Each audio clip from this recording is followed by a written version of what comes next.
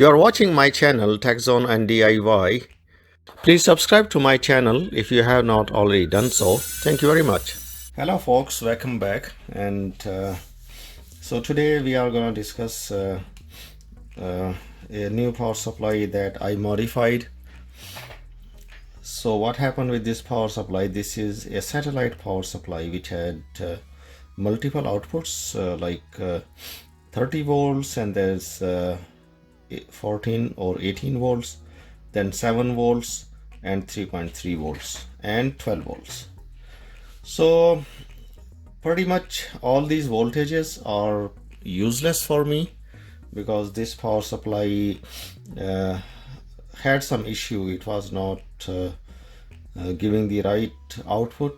So it had this was a transistor based power supply. So there were one transistor here, there was another transistor over there, and this is a transformer. So what I did, I took out this transformer and rewound it. So I removed all other connections. If you see these diodes I removed, and internally as well I removed all those connections. I just kept 3.3 volts output, and the other output through this point is 12 volts. So having said that, so this is pretty much what the objective was, to get the 12 volts out and 3.3 volts out as well. The most current that this transformer was supplying was 3.3 volts.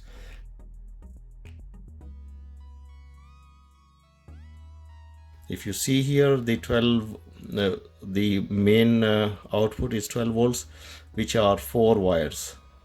Earlier there were only 2. So I believe this will supply a lot of current for my purpose.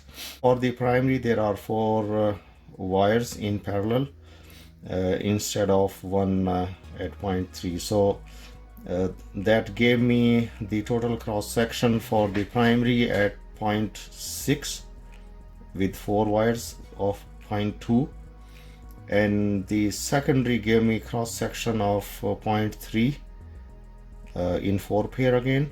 So that was 1.2 mm. So this pretty much should be able to give me to the tune of 6 amps of current. So this output runs the rated current for the Schottky diode is 3 amps. So maximum you can run continuously on this one is 2 amps, and this is the primary source of current that I'm gonna use. So I will remove this this diode, and I'm gonna put in a power diode which is around 10 amps. So I should be able to draw 5 to 6 amp of current out of this one. So I'm gonna somehow place it inside here and then make the connections accordingly. So I will come back to this one later on. This power supply had an issue of blinking. So what was happening, that the supply going to the chip was getting less. So once that would happen, it will drop the connection, and then the startup resistor, which is over here, will start the chip again, and the auxiliary winding will generate a voltage through this diode here, and that voltage is low. This should at least be 9 volts to keep this chip running. Actually, when it turns on, the auxiliary is just supplying less than 8 volts. So what happens at that, this chip shuts down. It does not have the enough voltage. So I have to remove this transformer again, and I have to put in 4 turns more around the auxiliary winding. auxiliary winding is right on top on this one, but I have to remove this transformer. There is no way I can do it while this is on here, because this is the connection for the auxiliary, and I cannot reach it. If I was able to reach it, I probably would have just taken the top off and do it and place it back, but that's not happening. So I will remove this transformer. I will put in 4 more turns on the auxiliary, and then I will install this one, and then this power supply should be fine. Right now this is working because I did a modification, kind of crude method to increase the voltage at the auxiliary. So what I did, I put in a dummy load on 12 volts, and these are 100 ohm resistors, 2 of them in parallel, 2 of them in parallel, and then it goes in series. So this is resultant is 100 ohm, and this is giving around 0.120 amps of load. When the load comes in, the duty cycle increases, and the voltage for the auxiliary improves by around 0.5 volts, and then it stabilizes around 9.6 volts. So then this is running fine, but I want the auxiliary to be running at least on 10 volts, 11 volts, and then when there is a load on this side, then the auxiliary winding will be running around 15 volts or so, I believe. There are 2 ways: either I leave it as is, and when I put a load on it, then, or leave these resistors in. They get pretty hot actually. These are 2 watts each, and this is generating like 8 watts of the load in here. So they are not getting super hot, but they still get hot to touch, and there is a wastage of around 2 watts, and I don't want this power supply to waste around 2 watts of electricity. So anyways, so let's do it properly. So I'm gonna remove this load later on, and I will remove this transformer, and then put in 3 turns. I will put in 4 turns actually. 3 turns would also be fine. 3 turns will generate 3.3 volts. So 8 plus 3 is 11 volts. I believe I will just put in 3 turns. I don't want it to generate too much voltage when this is on load. That will be counterproductive. So let me take this out.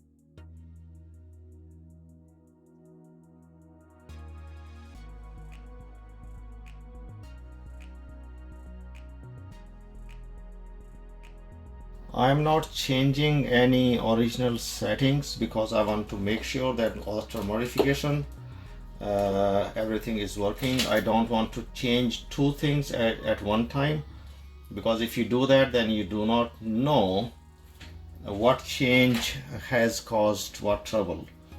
So let me see what is the output.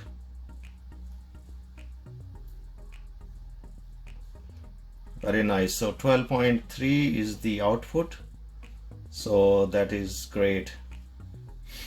Okay, so let me check the output at the auxiliary, how much voltage I am getting at the auxiliary. So I am attaching this one at the auxiliary, and let me see how much is generating the power here. Very nice. So 13.1 is the output voltage at the auxiliary, which is kind of excellent. You see, I removed this load, and now let me see whether it blinks again or not. I don't think so. It should blink again, and if that is the case, so let me put at the auxiliary this again and then see what happens. So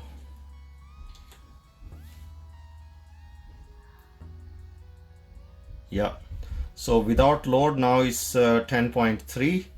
so I'm pretty sure earlier this would be running at 7.3 volts because I put in 3 turns. I'm gonna describe how I did this modification. So I took out everything from the control unit. So there were n number of transistors, there were diodes, and there were Zener diodes, and there were many low capacitors, but I kept the snubber network here. I kept the original capacitor. I kept all these diodes, rectifying diodes. It had blown the fuse, so I installed another fuse over here, and I checked everything is running fine. I kept in the startup resistors as is. So this is 140 kilo ohms, and there is another one, a small resistor, which is providing the startup current. So this is 46 kilo ohms.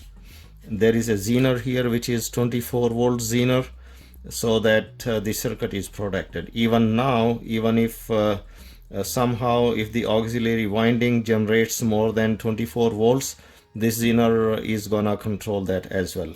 So it will not run over 24 volts. So I am using UC3843 chip, and I installed this chip on a DIY board. If you look here, so this is how I'm using. So pin 1 and 2, there is a snubber between pin 1 and 2. One is comp and 2 is feedback. Pin number 3 is the sense, and phone number is RTCT with 8. So I'm using 12K resistor and 1.5 nanofarad capacitor, which it is generating 95 kilo hertz frequency. And then you have pin number 7, which is connected from here, which is connected from here, which is the VCC. Pin number 6 is output. So I have 2 resistors here. I'm using 22 ohm, and then this pin goes to the gate here, which comes over there. So using a MOSFET for the switching, and the VCC is coming from there is a VCC rail here. I am using the original VCC rail, and there is another rail which is the earth rail. I'm using that rail to give me earth for my capacitor, and then of course I'm keeping this original sense resistor which is 0.2 ohms, and then this is 1K resistor which is going to the sense is coming in here, which is connected to pin number 3, and this is a reference voltage coming out to pin number 8, and this is going to the optocoupler, which is on the positive side, and then the feedback goes through this one, which is emitter of the optocoupler, and then which goes over here connected through 4.7K resistor and goes to pin 2. For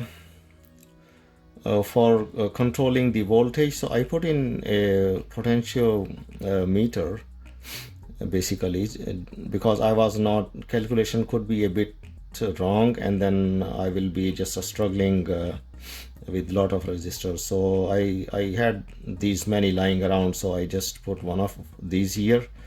This 431 had gone bad, so I put in a TL431 as a reference, as is. I had to change this capacitor. I put in 1.2K, and then this is a small snubber for the feedback. So this is 1 microfarad ceramic capacitor connected through 4.7K resistor going through positive, and this is negative, and then in series from VCC to optocoupler, I think this is cathode, and whereby it is connected here, and then feedback connects over here. So this is pin number 1 and 2 and 3 and 4. This entire board is running on 15 volts or so. So though it's on the primary side, but it's once you put in a box, so everything is isolated. So next mod is that I have to take it out and put in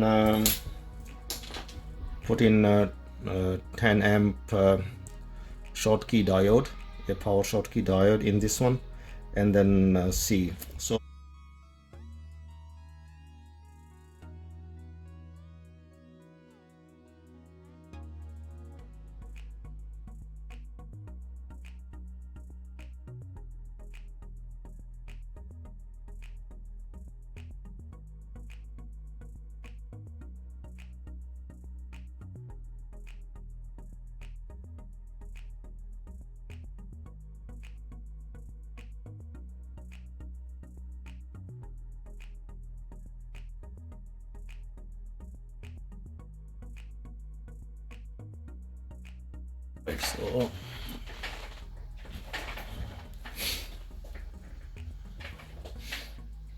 let's do it.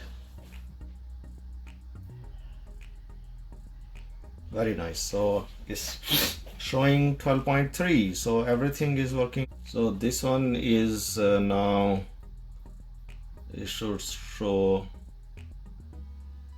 12.2, and it's 3 amps. This is beautiful. So at 3 amps, no sign of dimming, so this is great. So with this, I have finished the modification of this power supply. This looks pretty ugly, but this is working like a charm, man, and really generating 5 amps without any problem whatsoever. So I'm happy with it. Thank you very much for watching, and have a good one.